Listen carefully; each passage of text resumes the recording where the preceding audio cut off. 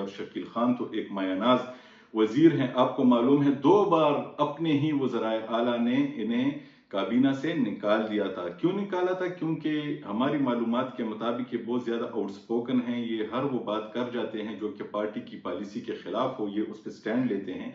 اور سب سے پہلے انہیں محمود خان نے اس وقت نکالا تھا جب شاہراہ ترکی اور عاطف خان اور ان کو پارٹی سے وزارت سے نکال دیا گیا تھا. پھر علی امین گنڈاپور جو وزیر اعلیٰ تھے تو ان پر الزام لگا کر کہ یہ کرپشن کرتے ہیں، حالانکہ انہوں نے الزام لگایا تھا کہ ان کے جو سیکٹری ہیں جو ان کے ڈپارٹمنٹ کے جو CNW ہوتا شاید وہ کرپشن کر رہے ہیں اور ان کی حکومت کے لوگ اس کرپشن میں ان کا ساتھ دے رہے ہیں. بالواسطہ طور پہ انہوں نے علی امین گنڈاپور پہ الزام لگایا تھا.